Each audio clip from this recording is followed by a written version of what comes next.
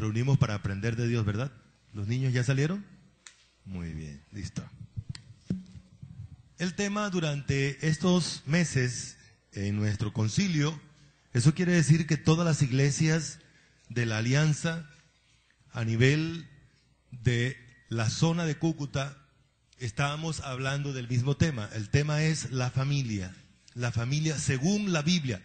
Realmente el tema es así, el orden bíblico para la familia según la Biblia.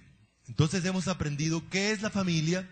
Anoche estábamos ajustando un poquito ese concepto con los jóvenes, porque la Biblia habla de que la familia la origina Dios, la familia la hace Dios, y Dios para hacer la familia la hace con un hombre y con una mujer. Dios no dice que una mujer si se casa con un perro, eso es una familia. O si cualquier otro tipo de situación, o un hombre se casa con una yegua, entonces eso es una familia. La verdad es que la Biblia define la familia entonces como esa unión hecha por Dios, donde genera unos vínculos espirituales, vínculos sociales, vínculos emocionales, aún vínculos biológicos, porque la Biblia habla de que en la familia Dios fusiona la parte biológica, la parte emocional y todo para que sean una sola carne. Hoy entonces estamos hablando de la obediencia en la familia. Hace unos días, hace 15 días hablábamos de la obediencia. Hoy estamos asumiendo otra vez la obediencia, ahora aplicada a los roles que Dios nos tiene a cada uno de nosotros en la familia. Vamos a orar. Estamos agradecidos porque hoy nos regalas un día para oír tu palabra, para que los principios que tú has establecido en ella también se establezcan en nuestra mente y en nuestros corazones. Señor, queremos encomendarnos a ti, a la dirección tuya, a la enseñanza de tu Espíritu Santo, porque tu palabra dice que es tu Espíritu Santo quien nos enseña, quien nos aclara o ilumina cada verdad y también que nos la recuerda. Gracias porque a pesar de que es una operación sobrenatural, tu palabra nos asegura que tú lo estás haciendo hoy. Estás enseñando a cada uno de los hijos tuyos, de tu iglesia. Por esa razón pedimos, Señor, que nos consueles con tu palabra, que nos enseñes y que ella, Señor, tenga beneplácito, recepción en cada vida, en cada corazón. En Cristo Jesús. Amén. Entonces, la obediencia a Dios en la familia. Ahí mismo estamos dejando por sentado que la obediencia es a Dios. La obediencia a Dios es el núcleo de la vida humana. Dios le enseñó al pueblo de Israel lo siguiente: si ustedes me obedecen, ¿ustedes le va a ir? Muy bien. Van a recibir beneficios. La Biblia habla de los beneficios de la obediencia. Dios se lo repitió al pueblo de Israel una y otra vez. A nosotros también. Obvio que si no me obedecen, entonces las consecuencias serán estas, le advirtió Dios al pueblo de Israel. Sin la obediencia, las familias e individuos se destruyen. Nos preguntamos, ¿por qué se destruye la familia? ¿Por qué las personas se destruyen? Se autodestruyen y destruyen a otros. Hay una sola razón: no obedecen a Dios. Cuando no obedecemos a Dios, estaremos haciendo cosas nocivas, dañinas, destructivas para nosotros mismos y para otras personas. Con la obediencia se es feliz. La Biblia dice que somos bienaventurados. Y el concepto de bienaventurado es un beneficio que Dios da de tal manera que produce felicidad, produce beneplácito, produce efectos positivos en la vida de nosotros. Sin ella las consecuencias de la desobediencia nos alcanzan de manera dolorosa. Nos alcanzan de manera dolorosa. Quizás podemos hablar en nuestra propia experiencia. Quizás algunos de nosotros llevamos ya marcas por haber desobedecido a Dios. Y los efectos a veces se quedan durante toda la vida, ¿cierto? Solamente por no obedecer a Dios. Esta mañana buscamos entonces entender que la obediencia a Dios es una realidad. Usted y yo fuimos engendrados por Dios, fuimos diseñados por Dios para obedecerle. Las órdenes que Dios nos da, los mandatos que Dios nos da, lo da porque Él mismo está dispuesto a llevarnos a la práctica de ello. Pero se necesita que usted y yo tengamos la disposición para obedecer a Dios. Si usted decide obedecer a Dios, Dios va a hacer que la obediencia sea práctica en usted. Además de ser una realidad, la obediencia es una necesidad vital en un individuo, en un creyente. Nosotros como creyentes somos muy dados, como el pueblo de Israel, a maquillar la obediencia. Hay una sola cosa que pide Dios: obediencia. ¿Recuerda lo que pasó con Saúl? Dios le dio una orden y Saúl maquilló su desobediencia, inclusive se convenció a sí mismo de que estaba obedeciendo a Dios. Y es ahí entonces cuando Dios le enseña a Saúl y a nosotros que obedecer es mejor que los sacrificios que nosotros pudiésemos hacer. Otro objetivo es asumir un compromiso entre usted y Dios. Es entre usted y Dios, no entre usted y otro ser humano, sea quien sea. Es entre usted y Dios, de obedecerle en lo que Él le dice. Ese compromiso debe ser innegociable. No se negocia o no se negocia la obediencia a Dios. Debe ser. Debe ocurrir. Muy bien. En primer lugar, vamos a recordar lo que significa la palabra obediencia. Vale la pena reiterarlo. El apóstol Pedro y los apóstoles dijeron: es necesario obedecer a Dios antes que a los hombres. Dejamos de plano entonces que la obediencia realmente es a Dios y lo que Dios nos ordena.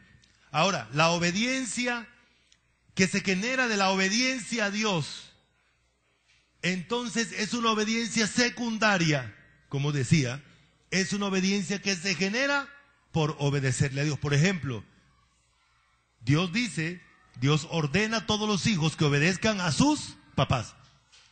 Cuando los hijos obedecen a sus papás, ¿realmente a quién están obedeciendo? A Dios. ¿Por qué? Porque fue Dios el que ordenó que ellos deben obedecer a sus papás. Correcto, muy bien.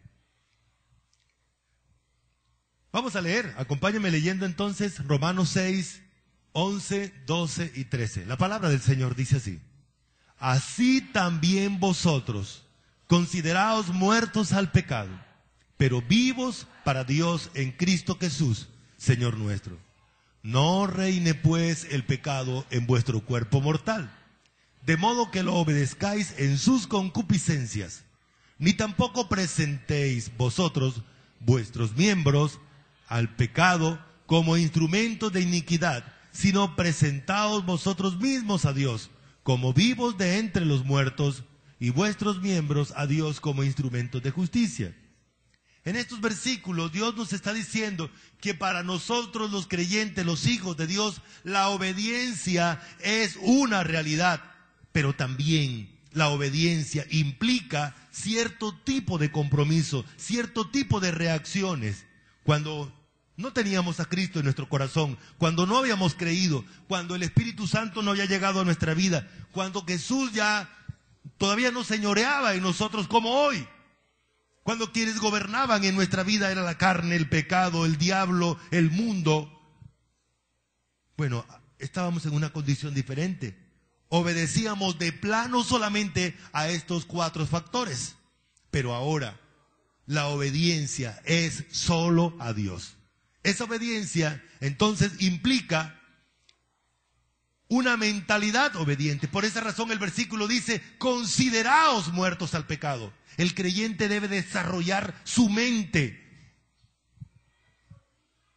la mentalidad espiritual, para entender en qué condición espiritual está hoy. Ya no soy un muerto, soy un vivo para Dios. Ya yo no tengo compromiso con el pecado.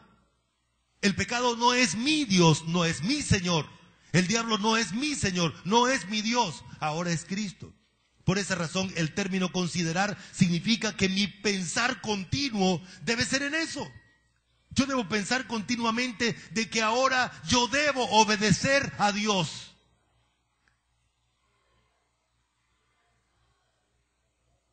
Y la obediencia a Dios no es negociable por ninguna otra cosa. Pero también este pasaje nos indica que la obediencia implica una actitud sumisa frente a aquel a quien debo obedecer. Ahora, ¿quién es ese? Dios. Antes era el pecado, era el diablo, era el mundo, y mi sumisión era total, mi disposición era total a pecar. Ahora, de la misma manera, el creyente debe tener una actitud sumisa, dispuesta a obedecer cada cosa que Dios le ordene. Por eso la obediencia exige una actitud de sumisión obediente, pero también indica un compromiso obediente. Ese compromiso se muestra en estos versículos como: ni tampoco presentéis. Nosotros ya no debemos estar dispuestos para el pecado, sino dispuestos para Dios. Debe haber una disposición obediente, presentándome todos los días ante Dios. Aquí estoy para obedecerte. Y debe haber acciones obedientes, de modo que le obedezcáis. Recordemos que la obediencia no ocurre en un tris. La obediencia es un proceso que incluye 5 elementos. ¿Sí recuerdan? Hace 15 días estábamos estudiando esto. Incluye la decisión del corazón de atender, de percibir, de comprender y ejecutar. La obediencia no es un solo acto, es un proceso. De tal manera que cuando la persona ha decidido obedecer, va a tener disposición para oír, para percibir, para comprender y también para ejecutar lo que se le ordena. Así es como se genera la obediencia en un creyente. En un no creyente no pueden obedecer. Los no creyentes no pueden obedecer a Dios.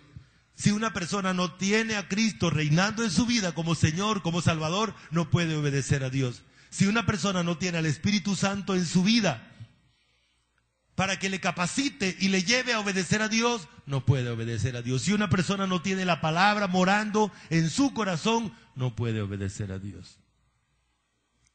Así es como funciona, hermano. Por esa razón Dios nos da órdenes a propósito de estos, ¿no? Me llama la atención que las responsabilidades que genera la obediencia en la familia se basan en órdenes. ¿Por qué razón Dios nos da órdenes? Esas órdenes entrenan nuestro corazón. Nos está entrenando Dios en la obediencia.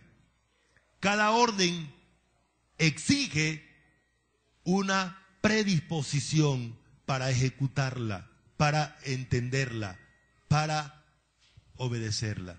Vamos a leer entonces la obediencia de los padres. ¿Cómo es la obediencia de los padres? Vamos a leerlo. Todo junto dice así el versículo 4. Y vosotros, padres, no provoquéis a ira a vuestros hijos, sino criadlos en disciplina y amonestación del Señor. Hay 2 órdenes en este versículo. Hay otros mandatos en otros pasajes. Pero en este versículo hay 2 mandatos que Dios exige obediencia de todos aquellos que hoy estamos en la condición de papás. Si usted es papá, cuando está hablando la Biblia, el término papá se refiere al papá y a la mamá, ¿correcto? Si usted es padre o madre, entonces esta orden es para usted. Esta orden es para usted. Vamos a mirarla.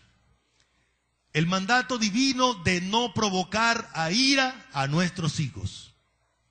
Dios ordena que los papás no provoquen a ira a nuestros hijos. Ningún papá tiene derecho de utilizar el enojo, la ira con sus hijos. Si lo hace, entonces desobedece a Dios. Cierto, hermanos, que muchas veces nosotros apelamos a lo mismo que aprendimos de nuestro papá. ¿Cómo nos trataron los papás a nosotros? Con la ira. Cuando un papá usa la ira para corregir a su hijo, no está corrigiendo. La ira no es un elemento benéfico porque la ira traspasa los límites. Por esa razón hay muchos abusos de los papás hacia los hijos en el momento de disciplinarlo. La ira no permite que haya una disciplina adecuada. Por esa razón, los papás deben aplicar la disciplina y no la ira. La diferencia entre la disciplina y la ira es que la disciplina tiene que ver con el entrenamiento, y para poder ejecutar ese entrenamiento no debe tener ira con su hijo. No provocarlos a ira. ¿Qué significa eso? Me llama mucho la atención. Déjenme ilustrarles la palabra provocar a ira. Es como cuando usted enciende el horno de la cocina. Todo lo que está alrededor de ese horno se pone caliente. No es aconsejable que usted ponga la cocina o la estufa al lado de la nevera. ¿Por qué? Porque el calor de la estufa daña a la nevera. Porque la nevera es para enfriar y la cocina o la estufa es para calentar. Entonces, si usted pone este aparato de madera o de hierro, o usted mismo se para al lado de su cocina cuando usted está asando o horneando una torta, ¿qué va a pasar? Usted se va a quemar. Ese es el concepto de aquí de provocar a ira. Es que si el papá o la mamá se calientan, se enojan, el que está al lado, que es su hijo, también se va a enojar. La idea es que si el papá y la mamá actúan con enojo contra el niño o la niña, el niño y la niña también va a revertir ese mismo enojo contra ellos y contra otros. Ese es el concepto. Por esa razón, provocarlos a ira es no herirlos. Eso es lo que hacemos cuando nos enojamos con nuestros hijos. Los tratamos de tal manera que los herimos, le causamos herida, y eso no está permitido por Dios. Dios prohíbe eso. Está prohibido que los papás provoquen a sus hijos a ira. Usted dirá, no, pero está muy pequeñito, él no va. Los niños entienden desde que el momento de ser engendrados, tienen espíritu, tienen alma, aunque su cuerpo está creciendo. No provocarlos a ira es no incitarlos a la ira, no contagiarlos con la ira nuestra. No provocarlos a celo, no tratarlos ásperamente. Otra vez quiero hacer alusión a esto. Usted y yo tenemos un reto, y el reto es: yo no voy a tratar a mis hijos como me trataron a mí. Voy a tratar a mis hijos como Dios ordena que yo los trate. Amén. Porque muchos de nosotros tenemos heridas que nuestros padres causaron por abusos, malos tratos. Es difícil oír a nuestros abuelos, a nuestros padres decir que los papás los colgaban de una pierna en una tiranta. Mi bisabuelo utilizaba como arma para atacar a sus hijos. En la costa le llaman eso un látigo o un perrero con el que trataban el ganado. En la punta de ese perrero habían pedazos de plomo, De tal manera que cuando esa punta caía en la piel del niño, laceraba, dañaba. No sé cuántos años tenía, pero todavía recuerdo momentos donde mis piernas quedaron laceradas por el maltrato de mi papá. Es así, hermanos. Dios no nos da derecho a nosotros para que lastimemos a nuestros hijos. Eso se hace porque los papás primero se calientan, se enojan y entonces van a tratar de disciplinar a sus hijos, lo cual no podrán hacer, porque disciplina es una cosa y provocarlos a ira es mucha cosa, es otra cosa. Pudiéramos decir, hermanos, que la mayoría de los papás utilizan el enojo en lugar de la disciplina. El enojo, produce heridas, produce daños, que muchas veces en los niños no se van a sanar, y cuando ellos sean grandes van a repetir el mismo error con sus propios hijos, y en el trato a otras personas van a ser así también, lacerantes. Cosas que provocan la ira en los hijos: el trato áspero, el trato hiriente, el enojo o la ira de los padres, el trato denigrante. ¿Para qué repetir palabras que he oído? Alguien decía pedazo de carne con ojo, así le decía el niño. Un pedazo de carne con ojo. Palabras despectivas, bobo. Y la lista continúa. Palabras hirientes, palabras ofensivas. A veces los papás se creen con el derecho de ofender a su hijo porque mi hijo me pertenece y yo puedo hacer con él lo que quiera. Qué gran equivocación, porque ni siquiera usted mismo se pertenece, ni siquiera nosotros mismos nos pertenecemos. La Biblia dice que los hijos le pertenecen a Dios. Son de Dios. Nosotros estamos aquí para cumplir un papel en la vida de ellos, momentáneo.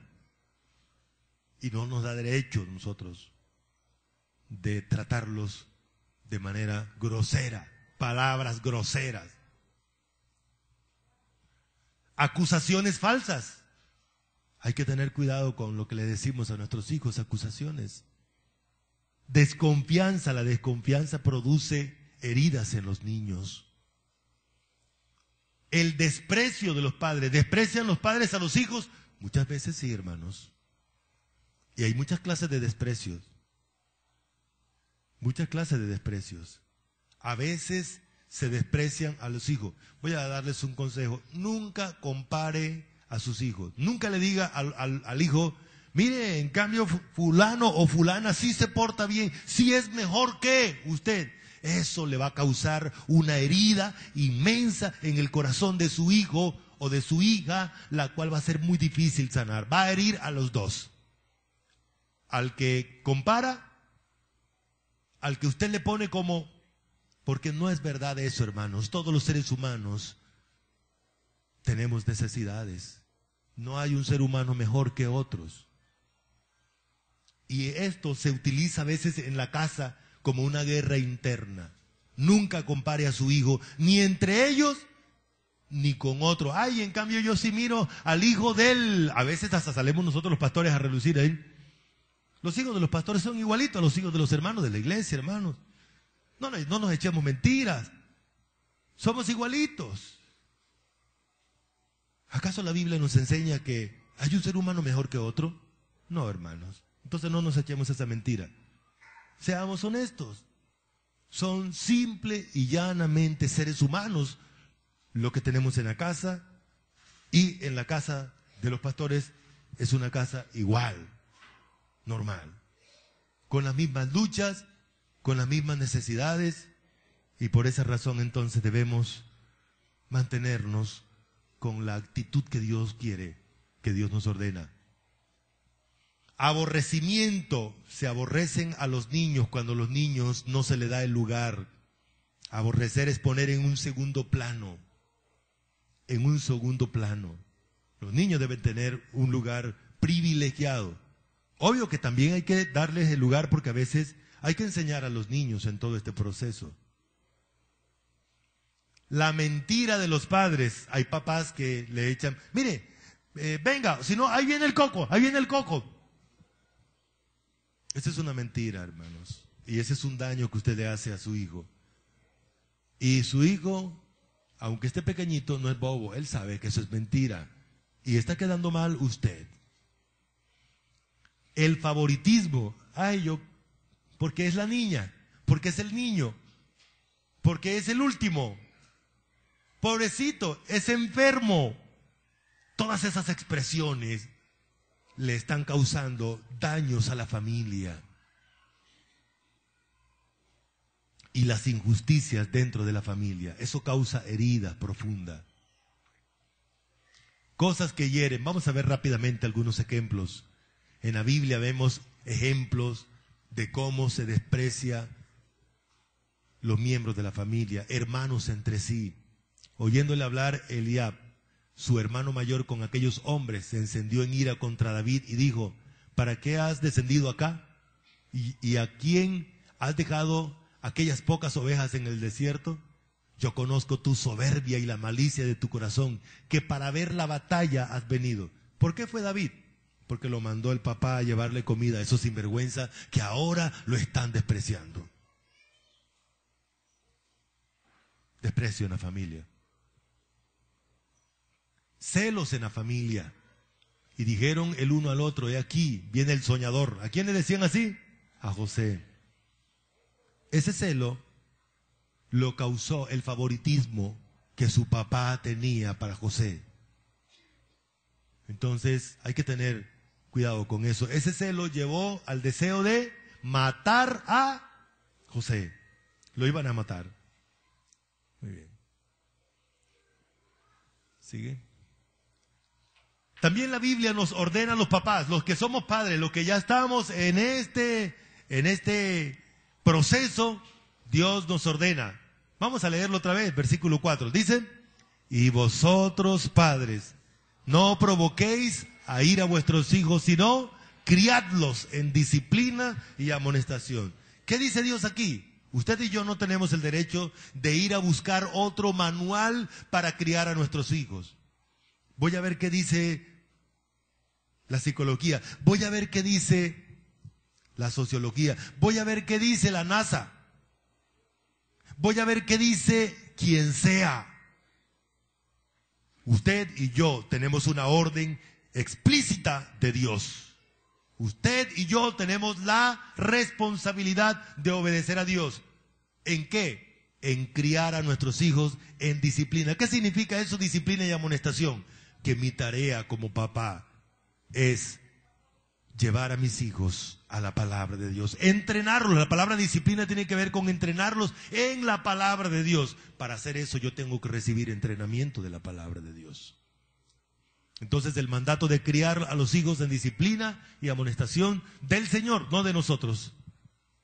Criar es llevar a los hijos desde el vientre hasta la madurez. Cuando ya los hijos ya crecieron, ya están listos para ir a formar su propio hogar, usted entonces dice: bueno, yo ya crié.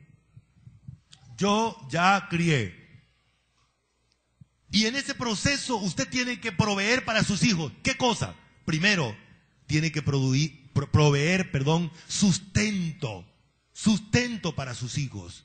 Los papás son responsables delante de Dios de sostener a sus hijos. Tiene que darles afecto a sus hijos, tanto varones como niñas. Hay que darle afecto. El afecto es una necesidad de los seres humanos. Y usted está aquí para proveer eso en sus hijos. Hay que darles el entrenamiento para toda la vida. Así como le enseñamos a utilizar la cuchara para meterse la comida a la boca, a ir al baño, a dormir, a prender el televisor, hacer muchas cosas, hay que entrenarlo también en el campo espiritual. Criar entonces en disciplina y amonestación. ¿Qué es lo que hay que utilizar? Para criarlo se necesita la disciplina. ¿Sigue? La disciplina es el proceso de instrucción enfocado en la aplicación de las verdades y los principios divinos. Están aquí incluidos en la palabra. Ya hemos hablado de esto. La siguiente presentación entonces nos muestra que la disciplina tiene 3 etapas. En su mente, entonces tome el cursor y lleve el primer cuadro, el que está allá, a mi derecha, de espalda, llévelo hasta casi donde está corrección. Yo no lo pude hacer porque entonces se me empequeñecía corrección y castigo. La idea es que la mayor parte del proceso de la disciplina es instrucción. ¿Qué es instrucción? Enseñar, repetir y repetir, como le dijo Dios al pueblo de Israel en Deuteronomio 6. Repítale, repítale, repítale, repítale, póngale por las paredes, póngale en el televisor, en la nevera, en el baño, en el computador, en toda parte, pero repítale todo el tiempo. Hay papás que no les gusta repetir a sus hijos las cosas. Hay que repetirle. ¿Cuántas veces? ¿Cuántas veces? ¿Hasta cuándo? Hasta que nos muramos, hermanos, hay que repetir. Es la pedagogía de Dios. Cuando miramos al ser humano, entendemos que nosotros aprendemos es por la repetición. Por la repetición. Entonces, cuando nosotros hacemos bien el trabajo de la instrucción, solamente estaremos haciendo el segundo paso, que es corregir. Cuando vemos que nuestro hijo se salió del entorno de lo que le hemos enseñado, venga acá, ¿qué le pasó? ¿Qué le pasó? No, lo que pasó fue que tal cosa. Bueno, esto hay que corregirlo ya, ¿correcto? Y eso evitará que tengamos que llegar al tercer plano, que es el castigo, cuando tiene que ver con sonarle la colita sin pasarnos. O a veces ni siquiera tenemos que tocar al niño. Solamente le quitamos las cosas, porque el asunto aquí es que el niño aprenda por el dolor que hay consecuencias cuando hacemos cosas malas. Y a veces una de las consecuencias es, quítele lo que le gusta. A usted le gusta el televisor, entonces en esta semana no hay televisor. ¿Le gusta jugar con el amiguito, con la amiguita? En esta semana no hay juego. Esa es la consecuencia.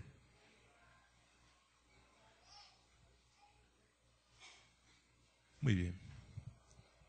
La obediencia del esposo a Dios. Ya hemos enfatizado que la obediencia es a Dios. Vamos a leer el versículo 25 de Efesios 5. Vamos a leerlo 2 veces. Y vamos a notar algo. Primero vamos a leer los varones y después van a leer las mujeres ese mismo versículo. ¿Correcto? Los varones dicen así. 1, 2, 3. Maridos, amad a vuestras mujeres, así como Cristo amó a la iglesia y se entregó a sí mismo por ella. Las mujeres quedaron como así, como ellos deberían como haber leído ese versículo más fuerte. ¿Cierto, mujeres? Por ejemplo, así. 1, 2, 3. Maridos, amad a vuestras mujeres, así como Cristo amó a la iglesia y se entregó a sí mismo por ella. Yo percibí eso. Algunas mujeres estaban allá diciendo por dentro, pero con ganas. Ese versículo deben leerlo con ganas. Pues sí, así es. Y más que leer el versículo, hay que practicarlo, hay que obedecerlo, hay que hacerlo. El término amar en la Biblia, bueno, es el mandato para el esposo. Dice la Biblia, amar como Cristo. No solamente Dios da la orden, sino que da el modelo de amar. Dice, mire, así es, como Cristo. Sigamos. Amar es, y hay una serie de acciones que la Biblia determina que son amar. La lista no se queda ahí. Tiene que leer Primera de Juan, tiene que leer Primera de Corintios 13 y tiene que leer Primera de Efesios capítulo 5, versículo 25 hasta el final. Así se ama. Esta lista salió solamente de Efesios. Y la idea es, ¿qué es amar? ¿Qué hizo Cristo por la iglesia? ¿Qué hizo Cristo por nosotros? Puso su vida.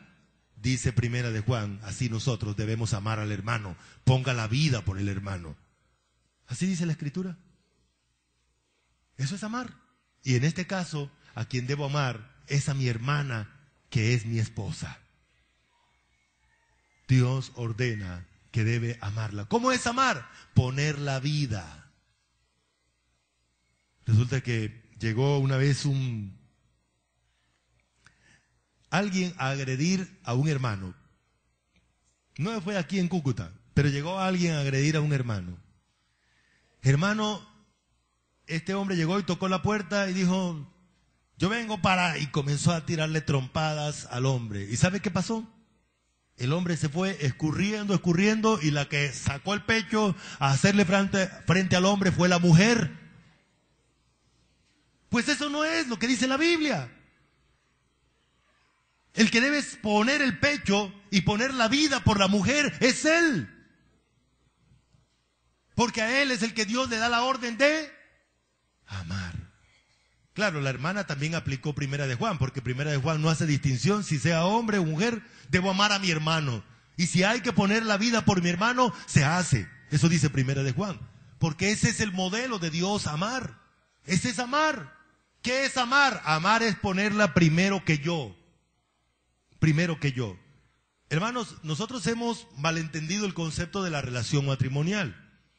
Algunos varones, yo necesito que me quiten las medias, yo necesito que, como decía un varón que conocía ya en la iglesia en donde trabajé en la costa, estaba sentado al frente del televisor, al frente una silla donde ponía sus pies, al lado de él la nevera. La esposa allá atrás en un lavadero y la llamaba, Isabel, Isabel, tráeme un vaso de agua. Hermano, eso difiere del concepto bíblico de amar a la esposa. Eso no es amar a la esposa. ¿Qué estaba haciendo ella? Mire, trabajando duro. Claro, el pobre hombre también estaba trabajando duro con el control, esforzándose para pasar el televisor de un canal a otro.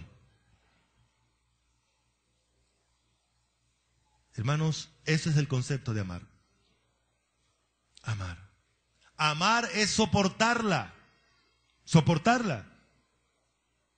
Y Primera de Corintios capítulo 13 nos enseña que debemos sufrir. Dice el término sufrir allí, el amor es sufrido, indica que hay que soportar a la esposa. Claro que también la esposa soporta al esposo, ¿no? Así que eso es viceversa. Indica cuidarla. Cuidarla. El varón es el responsable de cuidarla de todo tipo de peligro, físico, emocional, sexual. De cualquier clase de peligro, el varón es responsable de cuidar a su esposa. La Biblia ordena. Amar es eso. Así como Cristo cuidó a la iglesia y la cuida, dice, en este pasaje dice que así como nosotros cuidamos nuestro cuerpo, ¿no? Vemos algo que nos va a hacer daño, levantamos, quitamos la mano. Así debemos cuidar a nuestra esposa, dice Dios. Sustentarla. Eso significa que ningún varón debe sacarle a la mujer el plato de comida que le da, porque eso hace parte de su obligación delante de Dios. ¿Acaso se le olvida que yo soy el que trabajo y que traigo la comida aquí en la casa? Eso nunca debe aparecer en una casa cristiana, porque está haciendo solo lo que le toca. Solo lo que le toca. Eso es amar. Y si no lo iba a hacer, entonces ¿para qué se casó? Fácil. También indica protegerla, satisfacer sus necesidades. Aquí es donde hay una pequeña línea que a veces se convierte muy delgada entre necesidades y caprichos. Son las necesidades las que debe satisfacer. Algunos gustos se pueden dar. Buscar su bienestar, dice Primera de Corintios, que no busca lo suyo propio. El amor verdadero no busca lo suyo propio.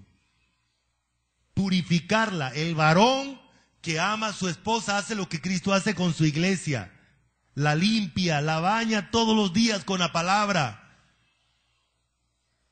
Eso es tarea del varón. Venga, mi amor, vamos a leer la palabra. Vamos a estudiar la palabra los dos. Lamentablemente, en muchos hogares pareciera que este mandato lo estuviera cumpliendo la esposa, cosa que Dios tampoco lo permite, ¿no? Pero vamos a leer la Biblia. Esa es tarea del varón primero. Y presentársela a sí mismo. Eso significa que el varón debe sacar a su esposa, ir con su esposa y tenerla todo el tiempo con él. Esas son las acciones. Vamos a considerar algunas cositas aquí rápidamente. Entonces, ¿cuándo el varón debe amar a su esposa? ¿Cuándo un creyente debe amar a otro creyente? ¿Cuándo un creyente debe amar a Dios? Ya, desde el mismo momento de haber creído en Cristo, todo individuo que tiene el Espíritu Santo, que tiene a Dios, puede amar y es responsable de hacerlo. Por ahí se han generado algunas ideas, algunos conceptos equivocados de que se necesitan no sé cuántos años para amar. No, Señor, Dios da la obligación ya y ya debe amar. ¿Correcto? La Biblia nos ordena entonces a amarnos los unos a los otros, ¿cierto? Ese amor es para los creyentes. Debemos amarnos los unos a los otros, dice la Escritura. Romanos capítulo 5, versículo 5 dice que el amor de Dios ya ha sido derramado en nuestros corazones desde el mismo momento en que Dios nos dio su Espíritu Santo. Así que ningún creyente tiene excusa de amar, porque ya tiene el amor de Dios. También en Primera de Juan capítulo 5 versículo 1 dice que todo aquel que cree en Jesús es nacido de Dios. Al Dios engendrarlo nuevamente, uno de los elementos que engendró en el creyente es el amor. Así que el creyente tiene la responsabilidad de amar al otro creyente que también ha sido engendrado por Dios. Eso dice Primera de Juan 5:1. Y Primera de Juan 2:15 dice que los creyentes tenemos el amor del Padre. El amor del Padre está en nosotros. A partir del momento de creer en Cristo, todo creyente tiene el amor del Padre dentro de él. Y lo tiene para que ame a otro creyente, sobre todo en este caso a su esposa. San Juan 17:26 dice que Cristo nos ha dado su amor. El amor del Hijo de Jesucristo también está en nosotros. Así que no hay excusa. Todo creyente tiene el amor del Padre, del Hijo y del Espíritu Santo. O sea, el amor de Dios. ¿Qué tiene que hacer ahora? Amar. ¿Qué es amar? Son acciones. Son acciones. Acciones especificadas en la Escritura. Cuando usted perdona a la persona amada, usted la está amando. Cuando usted la recibe, cuando usted busca el beneficio de la otra persona por encima del suyo, cuando usted se entrega a satisfacer la necesidad que tiene el otro. Ok, sigamos. Gálatas capítulo 5, versículo 22 también dice que el Espíritu Santo que está en usted produce el amor de Dios. Así que no hay excusa. Usted y yo tenemos que amar. Ya somos hijos de Dios. Tenemos que amar. ¿Cuándo? ¿Dentro de cuánto tiempo? Ya. Debemos amar. La obediencia de la esposa a Dios. Ya hablábamos ahorita. ¿De quién era que hablábamos, mujeres? ¿Se olvidó, verdad? ¿Sí? Ah, no, esa enseñanza no se olvida. Se habló del esposo y los esposos deben amar a las esposas. Ahora, las esposas también tienen responsabilidades. Vamos a leer este versículo, primero las damas y después los varones. Las damas dicen así, 1, 2, 3. Las casadas estén sujetas a sus propios maridos como al Señor. Porque el marido es cabeza de la mujer, así como Cristo es cabeza de la iglesia, la cual es su cuerpo y Él es su Salvador. Eso, sí. Pero los varones, por allá quedó como una espinita. Y dice, este versículo a mí me parece que debió ser como más fuerte, ¿cierto? Por ejemplo, así, 1, 2, 3. Las casadas estén sujetas a sus propios maridos, como al Señor. Porque el marido es cabeza de la mujer, así como Cristo es cabeza de la iglesia, la cual es su cuerpo y Él es su Salvador. Otra vez, la sumisión, no, como que estaba un poco, no, está bien, está bien. La sumisión es una de las órdenes que Dios le da a la mujer. El mandato aquí es someterse. ¿Qué es eso? ¿Qué es la sumisión? No que la mujer tiene que estar tirada en el piso cuando el hombre llega a la casa, ser la alfombra de él para que pase, que la mujer tiene que... No, señor, el término sujeción significa que hay un orden preestablecido por Dios, administrativo de Dios, en el cual ha delegado a cada uno su propia función. Al varón le entregó algunas funciones, a la mujer le entregó algunas funciones. Y las funciones del varón son dirigir su casa, coordinar su casa, estar al frente de su casa. Sigamos, por favor. Así que el término sometimiento está incluido aquí en este versículo de Romanos capítulo 13. Dice, sujétese o sométase toda persona a las autoridades superiores, porque no hay autoridad sino de parte de Dios, y las que hay por Dios han sido establecidas. De modo que quien se opone a la autoridad, a lo establecido por Dios, resiste, y los que resisten acarrean condenación para sí mismos. ¿Qué es eso? Vamos a ponerlo en términos bien percibibles, entendibles. Dios es la máxima autoridad que delega las diferentes autoridades. Al varón se le delegó la responsabilidad de dirigir la casa. De tal manera que el varón debe, al lado de su familia, en este caso su esposa, debe coordinar las cosas de la casa. Si cada uno hace las cosas por su propio lado, Dios dice, eso se llama división, y si la familia se divide, va para el piso. Por esa razón Dios dice, ¿andarán dos juntos sin estar de acuerdo? La tarea del varón no es aplastar a la mujer en este caso, sino que el esfuerzo de mujer y varón esté coordinado hacia la misma dirección, que es hacia Dios. Entonces, sigamos. En 1 Corintios 11, versículo 3 dice, pero quiero que sepáis que Cristo es la cabeza de todo varón, y el varón es la cabeza de la mujer, y Dios es la cabeza de Cristo. El término sujeción se desprende de arriba, de Dios. Cristo es igual a Dios, tiene los mismos atributos y se somete a Dios el Padre. Y Él no pierde nada. La mujer es igual al varón, entonces se somete a la autoridad que Dios ha delegado sobre el varón y ella no pierde nada, solo gana mucho. Y ve que su casa se fortalece, porque cuando cada uno tira para su propio lado, entonces terminamos despedazándonos. ¿Correcto? Por eso el término sujeción es eso. Es estar dentro del orden administrativo que Dios tiene. Así que Dios dirige la casa desde dos perspectivas. Una, Él directamente ejerce su autoridad sobre la casa, sobre el varón y sobre la mujer, y lo hace de manera indirecta, delegatoria, cuando lo hace a través del varón. Muy bien. Listo. La obediencia de los hijos. Dios también tiene órdenes para los hijos. Los hijos también tienen su lugar en la familia. Y creo que todos somos hijos, solamente que algunos hijos ya no estamos en la casa para obedecer al papá. Ya tenemos nuestra propia familia donde ya somos esposos, esposas, y ahora la esposa debe estar en concordancia, en sujeción a su esposo. Pero todavía muchos de los que están aquí están en la casa. Y para ellos entonces, y para nuestros hijos, la palabra de Dios dice así. Efesios 6, 1 y 2. Dice así. Hijos, obedeced en el Señor a vuestros padres, porque esto es justo. Honra a tu padre y a tu madre, que es el primer mandamiento con promesa, para que te vaya bien y seas de larga vida sobre la tierra.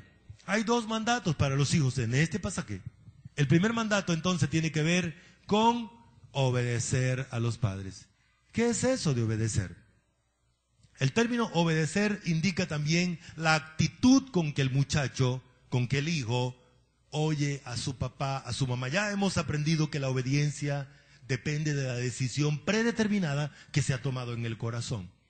Dios dice aquí que los hijos deben tomar una decisión predeterminada antes de tal manera que cuando papá y mamá hablen, den una orden, ellos con una actitud de atender, entonces puedan entender, puedan percibir, puedan entender y ejecutar lo que se está dando.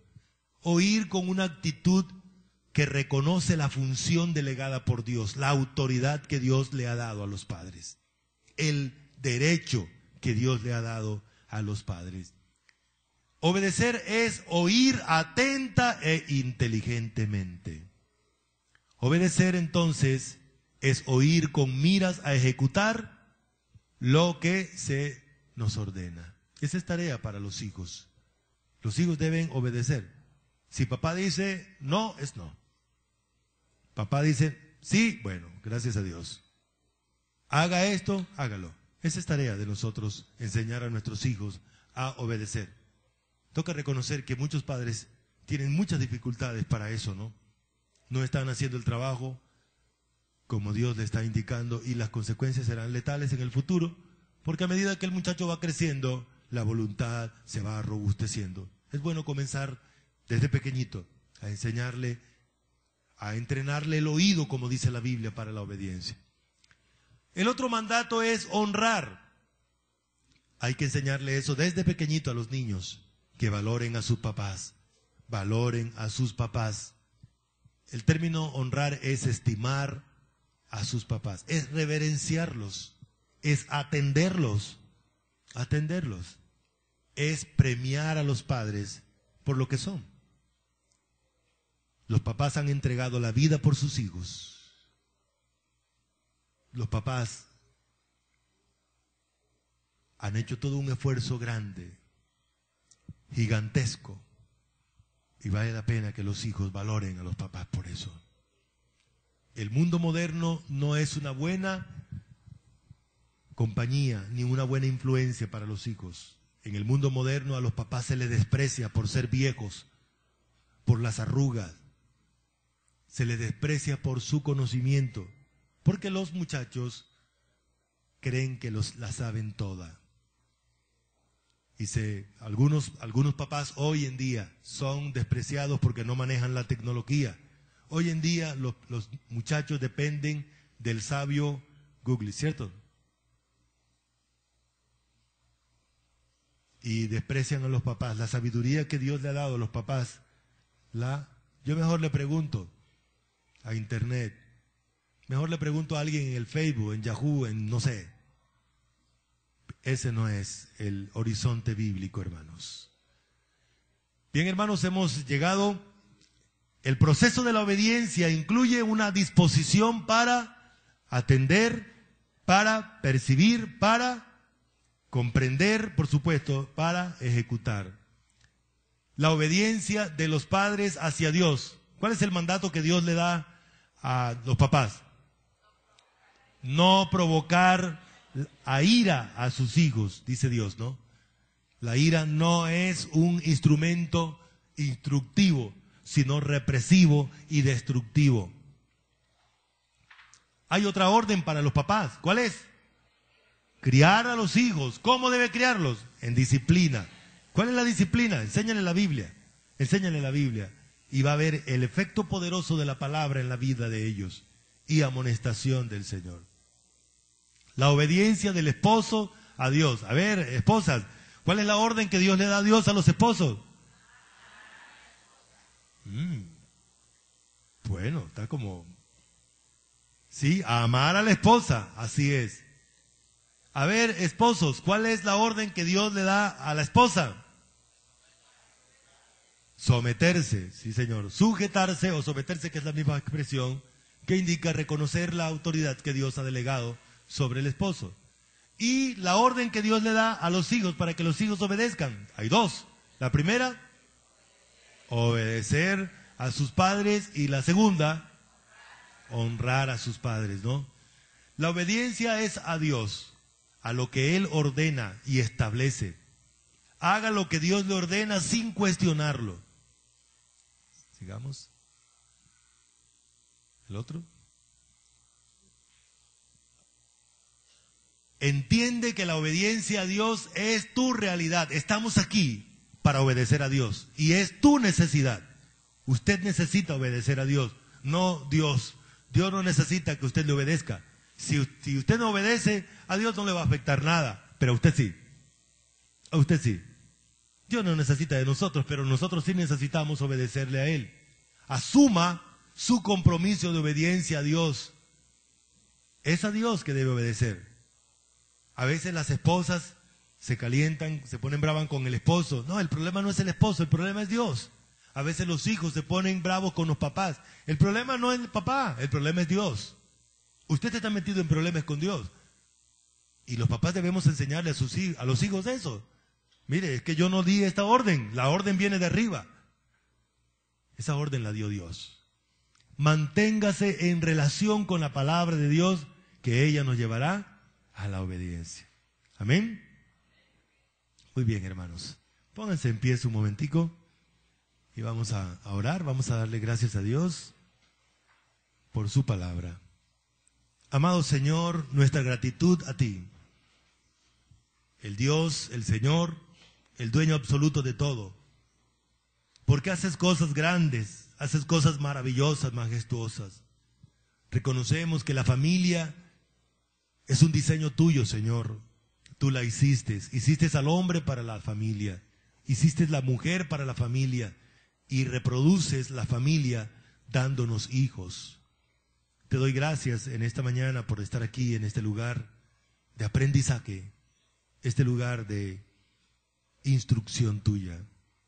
Por favor, Señor, permítenos a nosotros como padres ser modelos de obediencia a nuestros hijos, ser modelos de mostrarle a ellos cómo es que se ejecuta la obediencia, cómo es que se atiende la voz tuya, cómo es que se entiende tu palabra, cómo es que se vive.